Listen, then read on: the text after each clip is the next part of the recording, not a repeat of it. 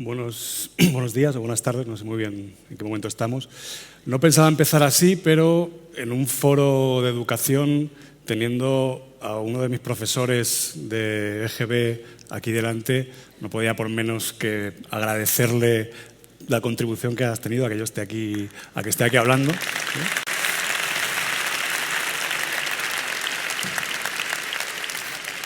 Me lo habéis puesto muy fácil. Sí, muy bien. Bueno, han leído un poco de mi currículum, mi biografía, y la verdad es que estoy muy involucrado en muchas iniciativas de emprendimiento social, pero yo la verdad es que sobre todo soy un emprendedor de la subespecie empresario. Y me transformo en emprendedor social y en profesor de vez en cuando, pero quería traeros un poco una reflexión sobre cómo mi experiencia de ese tipo de emprendimiento hemos sido capaces de aplicarlo en programas de la Fundación Create. Me he comprometido con la organización a ser un poco conciso, a ver si somos capaces de recuperar un poco de tiempo. ¿Llevo ya 10 minutos de charla? No. Ah, vale. Bueno, pues para ser conciso, dejadme un momento que os hable de mi abuelo. Ese título que he puesto, El afán y la ley de la gravedad, me ha venido inspirado por un libro que estoy leyendo ahora, del pensador intruso, que no sé si su autor avalaría que yo utilizase tan frívolamente los términos de física para hablar del emprendimiento, pero bueno, por lo menos me ha inspirado esto, ¿no? Y esa primera parte del afán la quería incorporar porque, aunque en esta última edición del Diccionario de la Real Academia han eliminado el significado que tiene de trabajo de jornalero, de trabajo del campo, a mí es lo que más me llamaba la atención. Posiblemente porque mi abuelo usaba mucho esta palabra y yo lo asocio a eso, ¿no? A ese trabajo fatigoso del campo que todo ocupaba, ¿no? Que toda la conversación con la familia ocupaba cuando éramos pequeños. Mi abuelo era herrero y agricultor.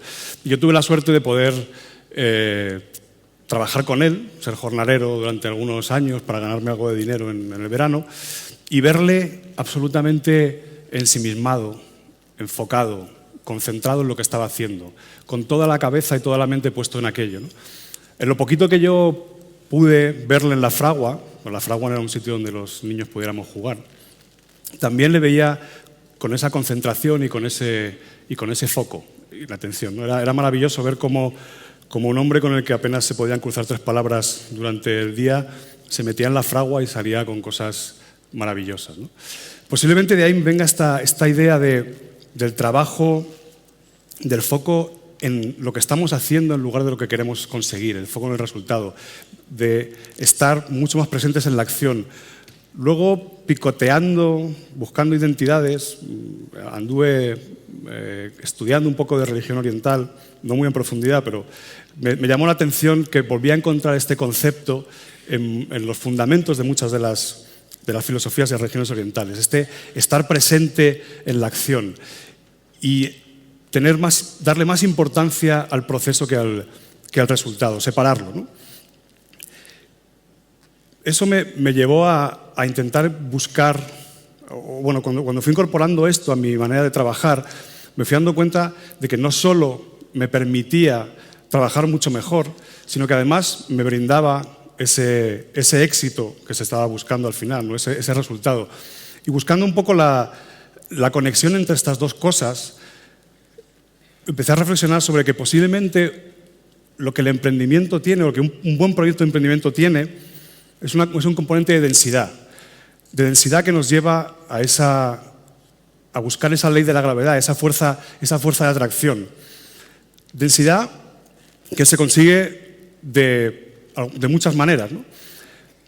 Por un lado, primando el equipo sobre el individuo, buscando las relaciones, las interrelaciones entre las personas, buscando que la gente crezca, que darle más importancia. Disculpadme, voy a coger un poquito de agua, que me estoy quedando con la boca aquí seca.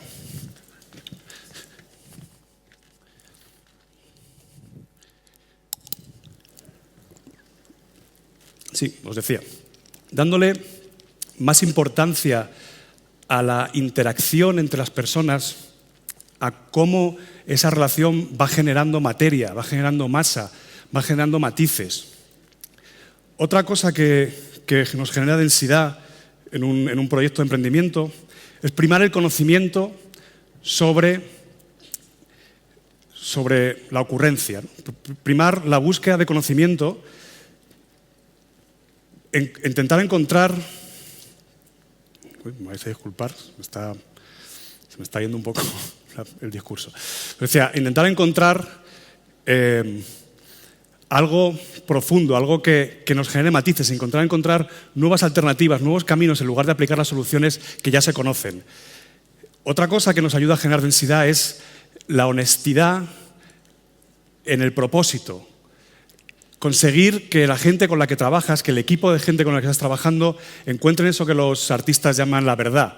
Esa necesidad de enraizar lo que estás haciendo con algo más profundo. Todos estos componentes, como decía, nos ayudan a conseguir que nuestros proyectos tengan una masa, que tengan una fuerza de atracción, que al final hacen que todo lo que tengamos alrededor, que todos nuestros recursos, que todos el talento que estamos buscando se acerque a nosotros. Esto lo hemos ido incorporando a los programas de la Fundación Create. Cuando un poco comparo estos aprendizajes con qué cosas hemos metido en la Fundación Create, yo no estuve en el origen de la Fundación Create, me incorporé al cabo de unos meses, pero lo que me llamó enseguida la atención de lo que hacían o de lo que hacemos es, primero, esa honestidad en el propósito, esa convicción absoluta de que podemos hacer un cambio educativo a través del emprendimiento, que no hay ningún engaño. La gente que habéis trabajado con nosotros sabéis cómo se transmite esa energía en los programas. Lo segundo es esta idea de buscar el conocimiento, de no buscar los lugares comunes. Recuerdo el aprendizaje que tuvimos del primer año al segundo, del piloto al primer año de implementación, que todavía había mucho foco en el primer año de trabajo, en el piloto, había mucho foco en el resultado. Estábamos demasiado enfocados en el resultado. Y al final los proyectos que salían de los niños eran un poco limitados, no soñaban demasiado. Con una serie de cambios en el programa, conseguimos que los niños al final aprendieran a soñar mucho más grande, a trabajar de una manera mucho más abierta, a pesar de que había una tensión muy fuerte entre controlar el proceso y darle a los profesores algo que pudieran manejar o dejarlo muy abierto. Yo recuerdo una formación que hicimos, hacemos dos formaciones con los profesores, una que hicimos a mitad de curso. Venían los profesores asustados, decían... los niños están teniendo ideas demasiado locas, no sé qué hacer con ellas, no sé cómo bajarlas a un prototipo, no sé cómo vamos a transformar esto en un proyecto viable. Recuerdo en concreto unos niños que habían inventado una mochila con unos cohetes que va a volar y los profesores decían, ¿y yo qué hago? ¿Cómo voy a conseguir que una mochila con cohetes salga de esta clase? Y al final, trabajando precisamente con estas metodologías, pudimos hacer ingeniería inversa de sus ideas, llegar a decir, oye, ¿por qué estos niños quieren hacer esto? Y que los niños lo reflexionasen también con los profesores. Y se dieron cuenta que lo que les pasaba era que tenían un cierto malestar en los centros comerciales porque no veían por encima de las rodillas o de los pantalones de los adultos y entonces querían levantarse y elevarse y les recondujimos hacia crear unas mochilas con periscopios que pudieran, al final solucionábamos el problema de otra manera, pero esa ansiedad que tenía el profesor de manejar la situación en clase se pudo resolver. Y para mí esto es muy, muy relevante de lo que hacemos porque como os decía, entre esa tensión entre hacer cosas que ya se sabe qué resultado van a dar y controlarlo, podríamos haber hecho una receta de cómo emprender y hacer un paso 1, paso 2, paso 3. Decidimos dejarlo mucho más abierto. El otro día me contaba Isabel que una de las cosas que ven más en los centros educativos es que en una sola clase 4 proyectos avanzan de una manera completamente diferente. No todos van al mismo tiempo, lo cual es una complejidad tremenda para los profesores. Sin embargo, les enseña mucho mejor a los alumnos porque son capaces de entender cómo se itera, de entender cómo se entra por un camino y uno se pierde y vuelve. Por último, la tercera cosa que para mí, de esos principios que generan densidad en un proyecto que trasladamos a la Fundación Create, tiene que ver con la colectividad, con esta idea de equipo, de la interacción entre individuos. Los profesores participan completamente del programa, lo co-crean. junto con nosotros, lo vamos evolucionando y avanzando. Y los profesores y los alumnos generan esta interacción y los alumnos entre ellos. Y esto es muy relevante porque al final emprender tiene mucho que ver con la autoconfianza, con saber gestionar mejor tus emociones. Yo esto cuando lo enseño a adultos también les digo lo mismo. Innovar, emprender, ser creativo no tiene tanto que ver con las técnicas que uses, con las metodologías, sino con ser capaz de tener un pantonero emocional mucho más grande y saber que cuando te pierdes eres capaz de reencontrarte, cuando te frustras eres capaz de seguir adelante. Y ese tipo de trabajo es el que metemos en los programas para que las relaciones entre profesores, alumnos, los propios alumnos se refuercen y generen esa confianza que les da para emprender. Bueno, en definitiva, aquí tenéis gente trabajando en clase, en diferentes proyectos.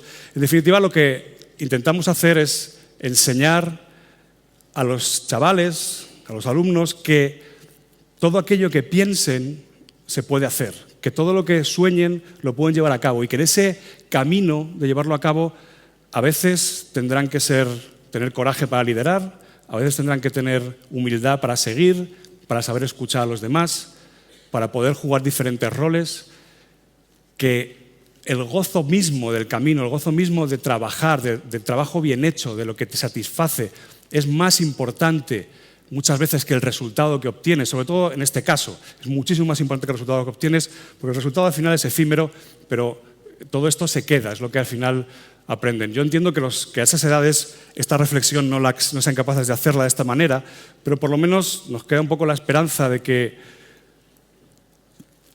plantemos esta semilla y, bueno, aunque vaya sedimentando con diferentes experiencias, pues con un poco de lluvia por aquí y un poquito de riego controlado por allá, en algún momento esa flor les nazca y recuerden, tengan esa memoria emocional de decir, yo esto ya lo hice, yo sé emprender, que es exactamente la sensación con la que se quedan ahora. Cuando acaban el programa dicen, yo ya soy emprendedor, los demás no lo sé, pero yo ya sé emprender. Muchas gracias.